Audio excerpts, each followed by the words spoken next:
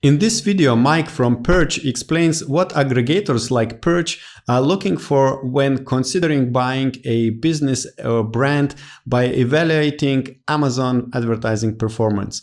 Mike goes over different data to different types of ads which help to drive conversion, discovery, and rank. If you consider to sell your Amazon business, find the link below to business aggregator Perch and mention Orange Click when contacting their team.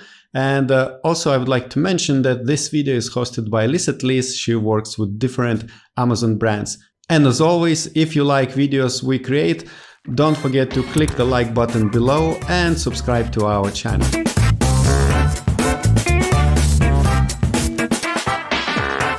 Hi, Mike. I'm really happy to have you here today. Could you please introduce yourself and tell us what you do? Absolutely. One, awesome to be here. Thanks so much for having me. My name is Mike Freaky. I'm the head of advertising at Perch. So a few fun things there. One, what is Perch, and then what exactly do I do? Perch is a rather large Amazon aggregator. We're in a very exciting, somewhat young space of companies that go out, seek out companies that have found themselves in this digital marketing landscape, primarily Amazon sellers, though some brands that have found themselves on Target, on Walmart, and anything that is just a digital presence. And we acquire them and find ways to add additional scale. Sometimes that's going to be through supply chain. I'd say Perch has a very large growth opportunity in terms of just shoring up supply chain. We have our background in Wayfair supply chain. Sometimes it's going to be in pricing, merchandising, or in my world, advertising. So what exactly does the head of ads do? For me, that's owning our playbooks, trying to go through every major way that we can use advertising as a controllable lever of growth. And so that's going to be Amazon advertising primarily. That's going to be Google ads. That's going to be Facebook ads. Anything that has a dollar value to it, where we can say we're paying for a click. That's my world. So. Okay, sounds really good. And what's today's topic that you will give us some tips and tricks about?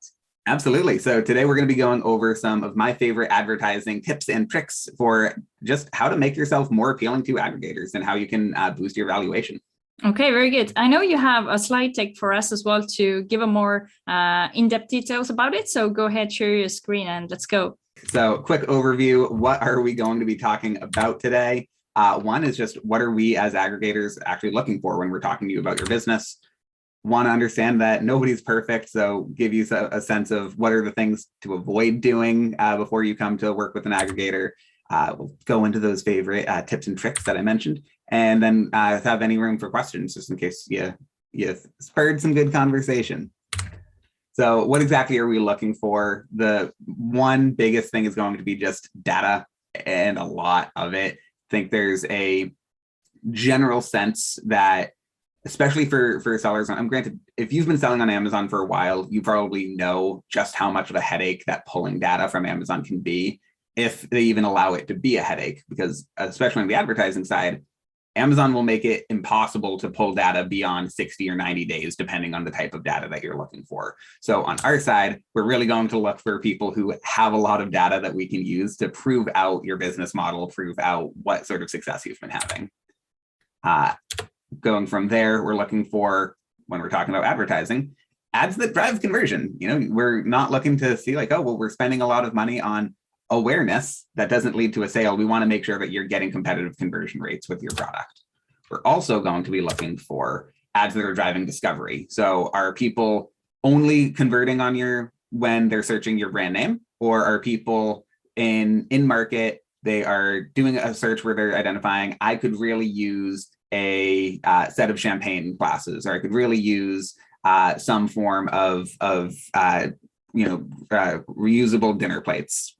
Then those are people who are in market and they don't know who they want to purchase. And we want that person, because if they are only searching, well, yeah, I want some prestige glasses. Well, yeah, we're going to get that sale either way.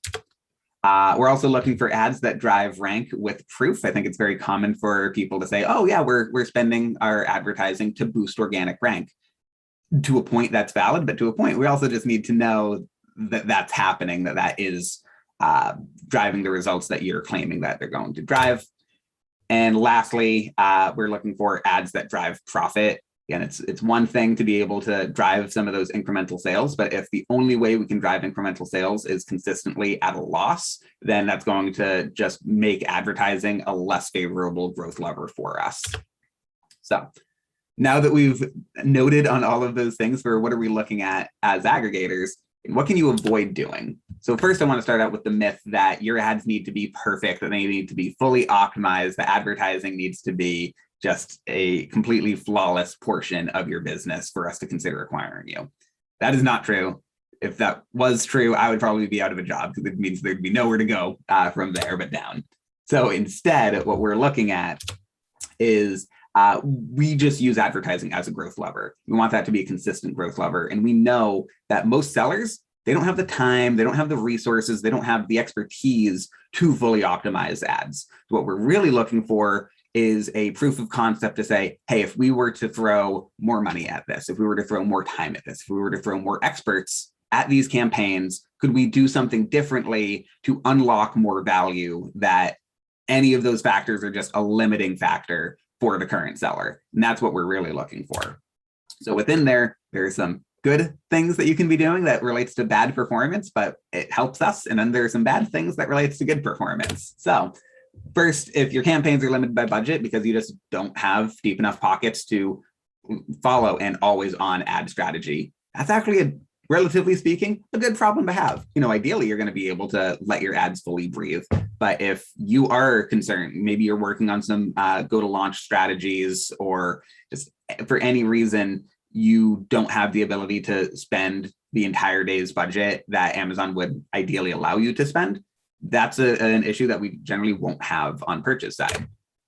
From there, if you have low quality ad creative, specifically thinking about sponsored brand videos, but if also you're just going to a storefront page and you just haven't had enough time to build out a quality storefront, we have a full merchandising team that can really take ownership of that.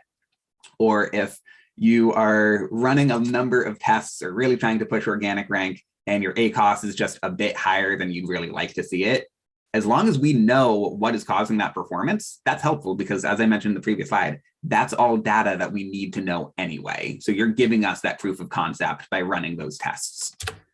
So what are some bad problems? What are some things that you should be avoiding doing that might seem like a good idea upfront? Well, one, this one's not really ever a good idea, but if your ACoS is being pulled up, you have a very high ACoS. And the main reason for that is that your products just aren't converting well. I've run into a large number of brands that are operating somewhere around a 2 to 3% conversion rate on ads. And for the most part, that's just is not something that is overly viable for us. To a point, this is an indicator that your products just are not competitive within your marketplace. Now, it's not an end all be all. There are certainly instances where we could say, oh, maybe your product is being listed in the wrong browse node. Maybe your products just need updated imagery, things like that. But for the most part, again, an aggregator, we want to pay more money when we are very confident that a business is going to be a good investment for us. And so when the only data we have is showing your products don't cut it against the competitors, that's going to be a bad problem. Another bad problem is going to be when your ACoS is actually too good. Yes, too good is a problem for ACoS when the only thing that you're doing is remarketing or just defending your own brand. And as I mentioned before, we're looking for ads that drive discovery. We want incrementality. And it's fine for brand defense to be part of your strategy, and remarketing can be a really solid way of just guaranteeing conversions that you might lose throughout the funnel. But if those are the only ways that we can see strong efficiencies and strong conversion rates, then these two can kind of go back and forth, where maybe you're running at what you view as a healthy average ACoS, maybe a 20, 25% ACoS, and you're feeling, I feel pretty good about that.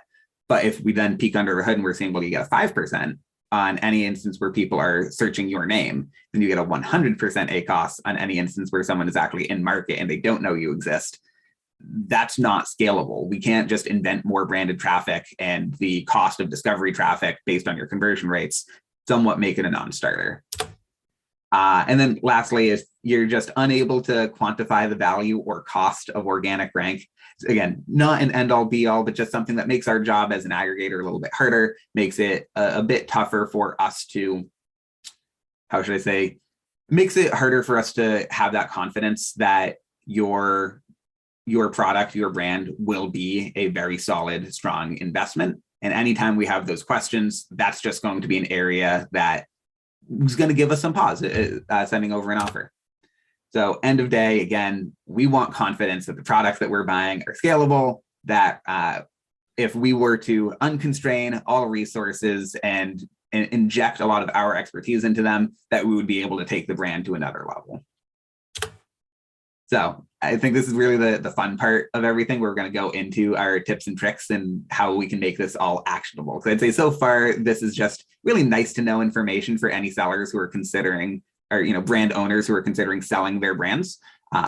But here we can start to get into the very nitty gritty of things. So when we're talking about data, big thing, again, mentioned it earlier, Amazon does limit the amount of data we can pull for historic campaigns. So I've run into one current issue of a seller who did not pull any data. So no search term reports, no campaign reports, literally nothing available for the entirety of Q4 2020.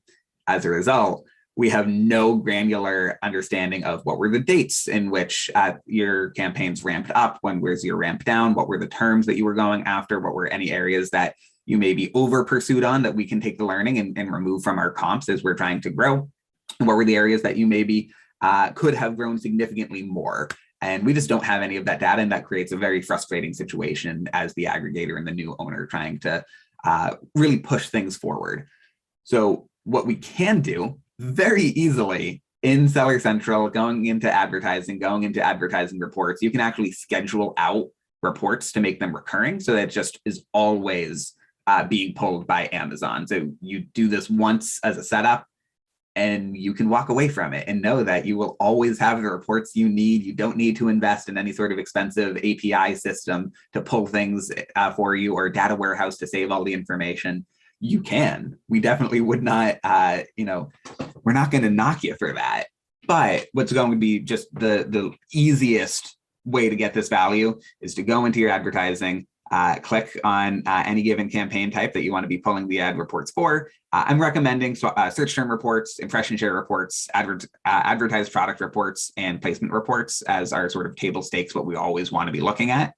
Set those as a time unit of daily. That way we can see some of those ramp up, ramp down periods. Just have this on a rolling 30 days and then set that to run recurring once a month.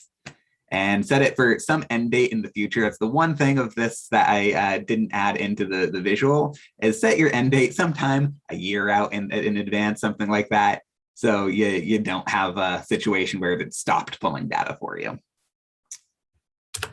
Another thing that we can do from a data side is to just start familiarizing yourself with brand analytics. So one of my absolute favorite tools that Amazon gives us data to is we can start to see search term reporting. How are we performing relative to our competitors, as well as repeat purchase behavior.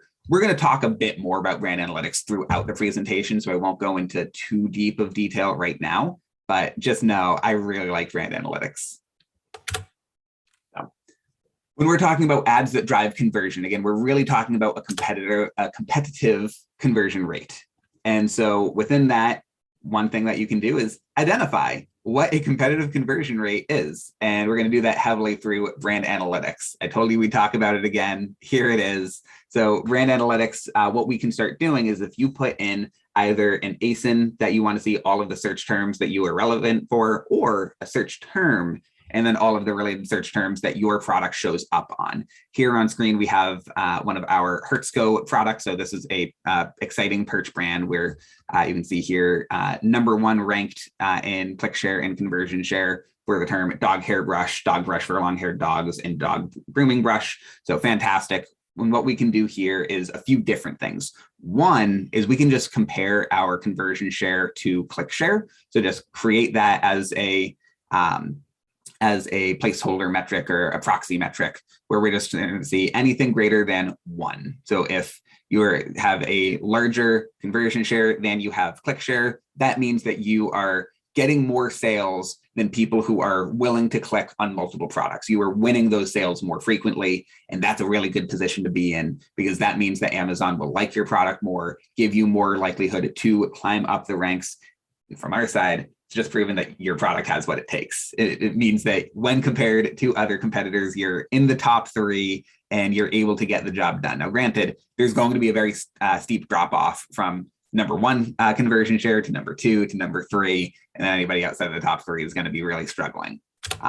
But wanted to give some helpful benchmarks here for when we're trying to figure out, are these numbers good? So one, just from a quick advertising conversion rate, 15% is awesome. We are really enjoying anybody who is showing that on discovery search terms, non-branded search terms, if you're getting an advertising conversion rate of greater than 15%, then you're doing really strong.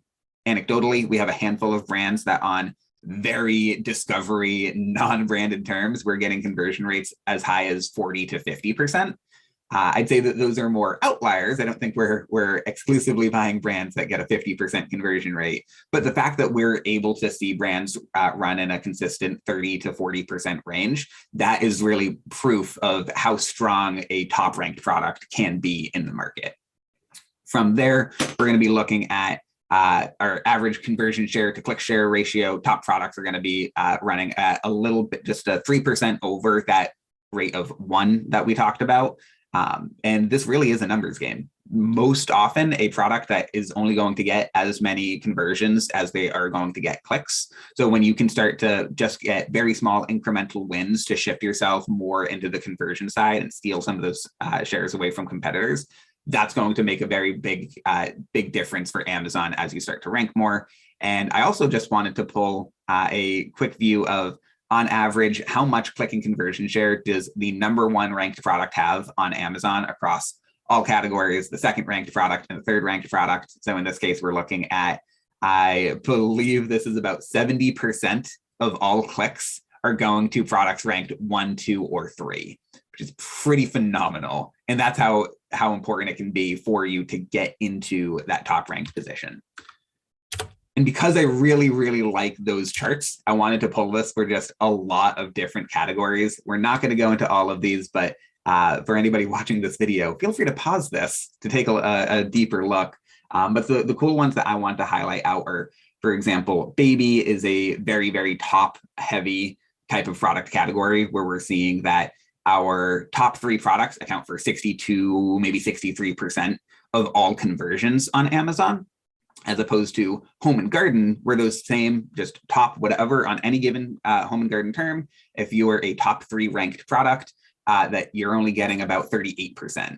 So close to half of the conversions owned by the top 3 in home and garden as the top 3 owned in baby. So potentially when you're just viewing your products, you just want to really use this. And again, by all means, take this one step further. If you are selling chairs, then look for chair related terms. If you are selling hairbrushes, look for hairbrush related terms and see how are you stacking up in click share and conversion share relative to the top 3 for just that specific niche. So really fun data here. So moving on, we can talk about ads that are going to drive discovery for us. Again, this is kind of code for just incrementality. One of the biggest things that you can do is just test a lot. One thing that is going to be very poignant right now is gifting or holiday terms, any terms that someone is searching. If you sell a golf mat and you want to be showing up on the term gifts for golfers, that's a great term to be testing out and seeing, does this work? Also going after any sort of competitor brand name term, it will not always work. So don't hear what I'm not saying. I'm not saying that all of these are tests that will win. I am saying that you will eventually find winners from these tests and being able to clearly identify to an aggregator, here are things that we know don't work. Here are things that we know do work. Save us time in the evaluation process, save us time in knowing what to test and what to move forward with, and will help give us that confidence, especially when you know at least one of these areas. Again, complementary products are going to be another great example of just anytime you're working on basket building, saying, oh, somebody who would be purchasing a funny example, we sell heavy duty waterproof aprons for one of our brands. And one of the best complementary products that we've found are actually just butcher equipment. When people are buying butcher knives, they love to get heavy duty aprons with them. So that's just a really great example of trying to find potentially a lower cost term to go after to get your product in front of somebody that they may not be looking to make that purchase right now. But if presented with the opportunity, they'll say, yeah, that is a good idea. So we've found winners in all three of these. But again, we want to be testing things within reason, and especially on the Q4, like, oh, giftable terms are so great. Pull my favorite chart again from brand analytics. And here we can see that the top three products only account for 26% of conversions. There's going to be much lower conversion rates on average for giftable terms than on any other in-market segment. So don't go into any of these tests and assume like, oh, success for gifting is going to be the same as success for in-market, because it doesn't truly work that way. But when it does, it's special. Again, when I mentioned we have products that are running at 40 to 50% conversion rates, we're seeing those same 40% conversion rates on stocking stuffer terms. So it is pretty phenomenal when it works, but just understand, we want to be testing things, we want to find winners, but don't assume that it's going to be that level of success every time.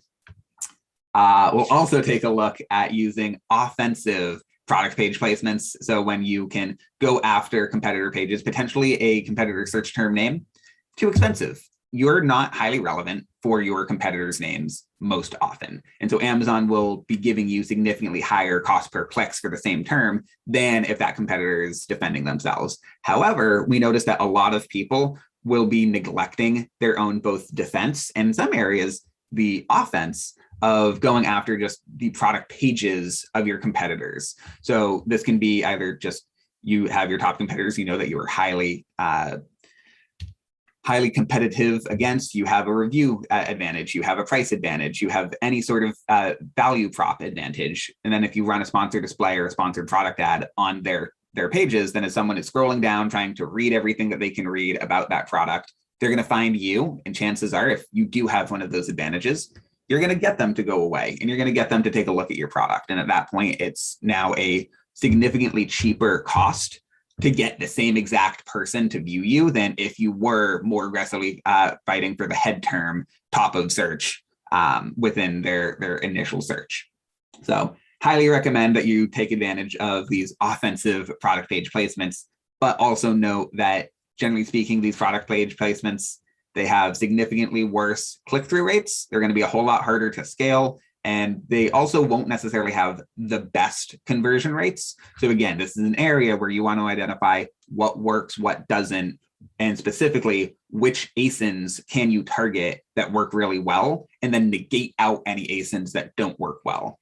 One last tip related to this, my favorite way of just identifying ASIN targets. I'm not doing test searches. I'm not trying to use a third-party tool to tell me what other ASINs we're competitive against.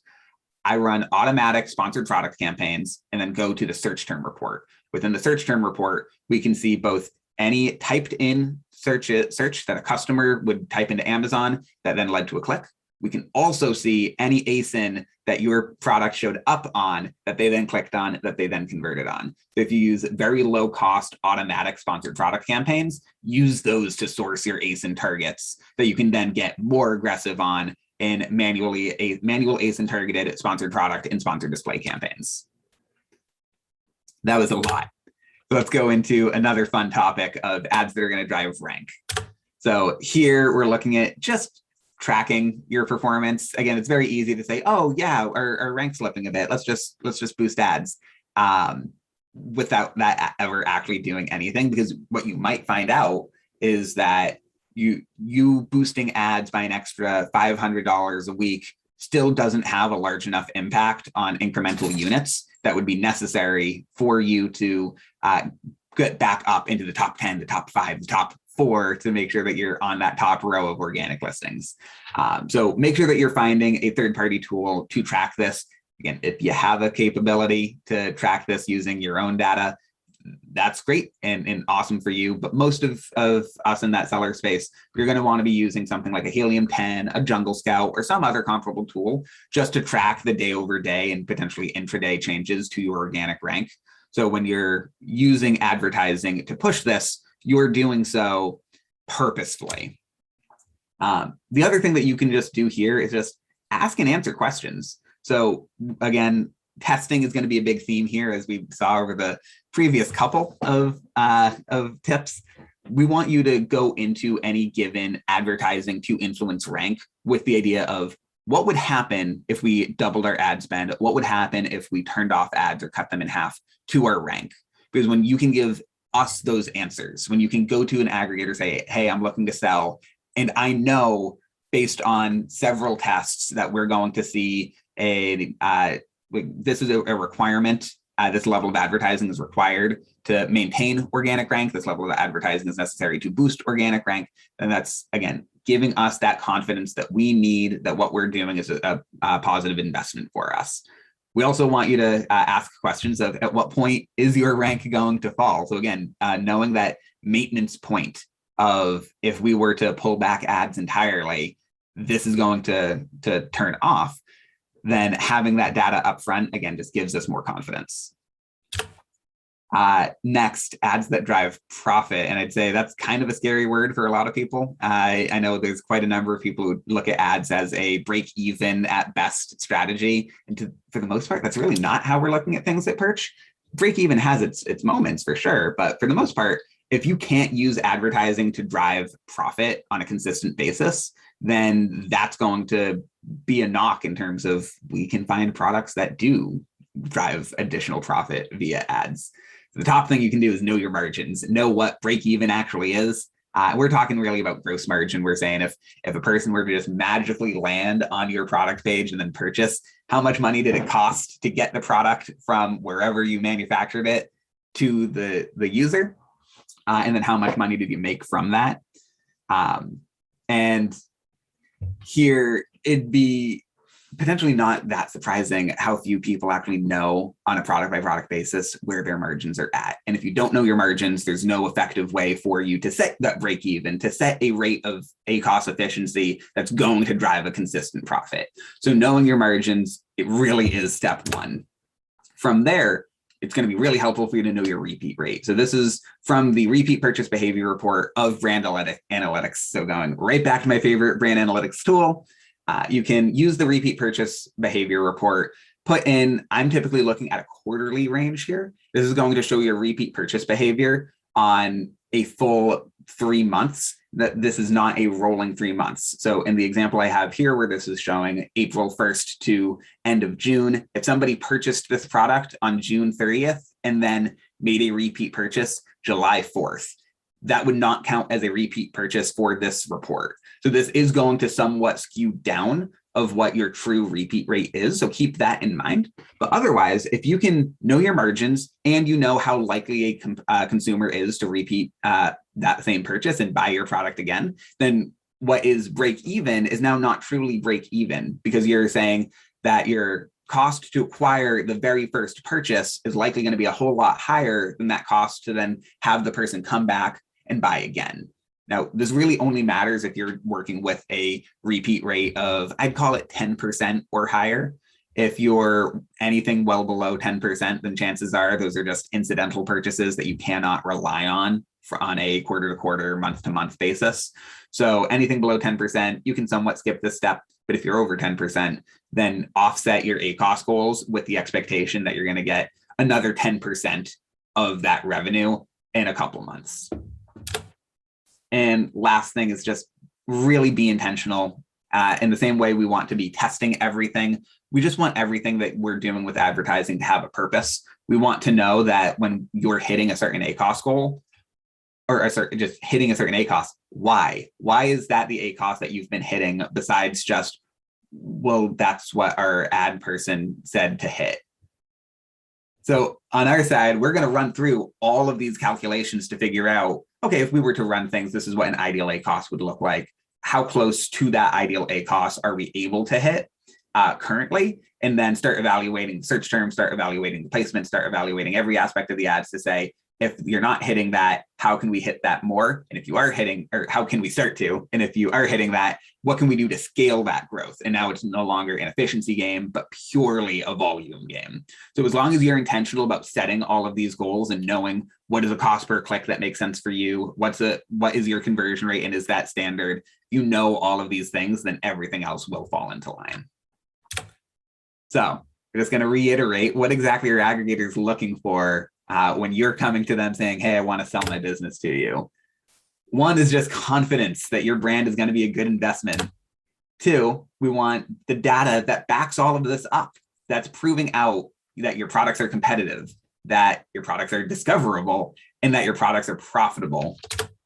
We also want to know that there will be continued opportunity to grow your brand, to grow your products when we're injecting our talent, our resources, our expertise into the brands.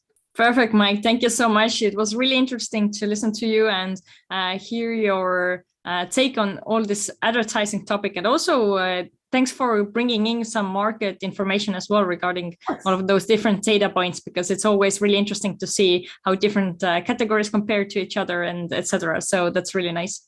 So I was listening to you, and one thing that is like in my mind right now is regarding ACoS. So you said there are like different ways how to set goals for ACoS, but I wanted to ask, like, what is a good ACoS in your opinion? Or let's say if sellers are watching us right now, then what are the first questions they should ask from themselves to understand, like, how should they set their ACoS goal? That's a fantastic question. So when I'm looking at an ideal ACoS, I think a lot of people expect this to come as an answer as, oh, just hit 15%, hit 10%, but it really is a whole lot more nuanced than that. So one, we always set our targeting goals relative to two factors. One is going to be our margins. One is going to be whatever the market will allow us to hit. It's a very nice thing to say, oh, we want to hit a 10% ACoS. And if the market says it's nice to want things, then we need to shift gears a little bit. So taking that to the side first, on the margin side, what we're typically looking for is the ability to say we're building a machine that we put money into and then take money back out. That's profit money. So we're not looking at revenue. We're not saying, oh, put $1 in and get $4 out and then hope that your margins cover that and you're still making money. We're saying that when accounting fully for margin, we want to put $1 into the machine. We want to take $1 back out of the machine. And then we want to take additional money out of the machine that is pure profit dollars. Typically, this is going to range anywhere from 50 cents, $1. It really does depend on now that's at a rate of what will the market allow us to hit. And there are ways that you just want to make that number as high as possible. But you'll also acknowledge that the more to a point, the more granular you can get, that's almost always a good thing. So if we can have a specific ACoS goal for brand defense, we might be targeting a $3 profit on brand defense. So for every dollar we're putting into that machine, we're making $3 whole and pure profit back just on defending our brand. And if we're not hitting that, then we need to be evaluating how much are we truly benefiting from this brand defense. Meanwhile, on a pure discovery play where we're trying to target people who are in market and we still want to be, we want to be making some money from that. Depending on the market, we might be willing to accept 10 cents back on that dollar. Say on average, we're looking at maybe 40 to 50 cents back per dollar. So those are a lot of the ways I'll look at it. But the one last point I would say there is your repeat rate is going to really play a big role there as well. If you have a product, let's say that you sell body wash. Now, ideally, somebody who comes and they're in the market for a new body wash, they're going to buy your product. And hopefully within a couple of months, they're going to need to buy more body wash and they're not going to decide to be off of body wash for life. Hopefully it wasn't that bad of an experience. So assuming that someone will then come back and purchase body wash again, you're saying, okay, there's a pretty solid chance that if I believe in my product, that this person is going to come back every 3 months, every 6 months. I'm not sure how big your bottles are. But the idea is that you have now made a customer for life. And not every single person who purchases the first time will be a lifetime customer. You can somewhat calculate out those rates using your repeat purchase behavior reports. But otherwise, if we know that this is a consistent, hey, we're calculating this as a, how many sales are we getting over a 3-month period? But we know likely a person who buys a second time is going to be 90% likely to buy a third time, going to be 85% likely to buy a fourth time. Then you're willing to go through a lot to just acquire that first customer. That is acquisition cost that just throws a lot of these profit-driven ACoS models completely out the window. We do not care about day one profit on a product that someone's going to buy 12 times in a year. Okay, I think that's one of the best answers I have received for that kind of question. So thanks a lot for such a detailed answer to that. I think it's really helpful for the viewers. So I have one more question regarding ACoS. So you mentioned it's possible to have a do-good ACoS. So can you explain a little bit more? How can it happen? Absolutely. So the biggest factor here is, again, granularity of what you're looking at with data is going to matter a lot. We found that just a lot of people end up falling into this trap of ACoS is the most important metric. And I'm not going to say it doesn't matter at all, but it's far from the most important metric because it's a vanity metric. Whereas like ACoS to a point, you can say, okay, 1 or 0. You are either, your ACoS is higher than your gross margin, and now you are losing money on every sale, or your ACoS is lower than your gross margin, and you are making money on every sale. That's a very simple way of looking at it, but to a point, that is going to be your main check for, is your ACoS working for you or is it not working for you? From there, you don't always want to be working for as low of an ACoS as possible, because generally speaking, in order to hit as low of an ACoS as possible, that's going to come at the expense of volume. So you want to find some sort of a sweet spot between what's going to drive the most volume at the best efficiency to make sure that we're maximizing profit dollars from advertising. Rough way of looking at it. So when we now have that as our context, the trap people fall into is saying, I don't care about the volume side of the equation. I only care about the efficiency. Sure, I make money at a 20%, but I know I can hit a 10% over here. So I'm only going to do things that result in a 10%. And when you're only going after ad targets that result in 10%, chances are those sorts of targets are going to be brand defense, which you can't really invent more. It's kind of you max out on it, you get your 80, 90% search impression share on it, and you're just left to the wonders of the world to see, I hope I get more sales this month. Or remarketing, so people who have been on your product page and then purchase again. And the biggest issue there is that both of those areas have a much higher risk of being non-incremental. And I'm not going to say that there aren't some people who, again, if you chose to not defend your page, that someone would, a competitor would probably take that visibility. They would look at that saying, oh, I'm just really in market. I didn't actually care too much about who I was going to purchase from. And now you're losing incremental sales that way.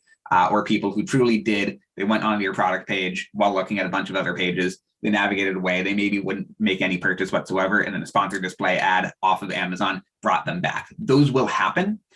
But we're also going to find the people who would say, oh, I was just going to click the top product that was this brand. It happens to now be an ad, so I'm just going to click the ad. And if that was another product, I would have scrolled down to find the organic listing and click that. Or on the sponsored display side, someone could have just left Amazon fully intended, like they already added you to the cart, they're already going to come back, they're already going to purchase. You didn't do anything incremental. And so that's the biggest issue with having too good of an ACoS, is that you're sacrificing likely incremental sales that are still profitable to only go after sales that might not be incremental at all, that just look really good on paper. Okay, very interesting. Very interesting. Okay, thank you so much again for joining me today. And for those who are interested in learning more about Perch, then could you please let us know what's the best way to learn more about it? And also, perhaps you can describe what kind of sellers are usually interested in learning more about your services or what you do. Absolutely. So one biggest thing in terms of who's the right people to reach out for us in general, if you are you're an Amazon seller looking to sell your business, you are looking to sort of step away from the game and just cash out, we're a great company for you. We are among the top aggregators who are looking to just find good products, pay a very fair, very market rate for them, and just help take these brands to another level. So if you are not looking to sell, probably you're more so just looking for an agency, which is totally fine. That's great. I came from an agency background myself, so good people. But really, you should only reach out to us if you're looking, again, even just interest stages. I'm considering selling my business. We're going to be great for you. In terms of learning more, our website is perchhq.com. So perchhq.com, reach out there. There's going to be a number of different forms that you can fill out just to get in contact with the best person on our team. If it's our M&A team for acquisitions or anybody on our marketing team, you're going to be able to get into a lot of different inboxes that way. Okay, perfect. All right, thanks a lot and hope to see you soon. Thank you so much. Have a great one.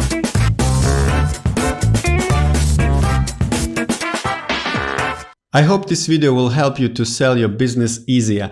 And if you are now looking for an aggregator that might buy your brand, Perch is a great option to get in contact with. So message their team through the link below this video and don't forget to mention Orange Klik.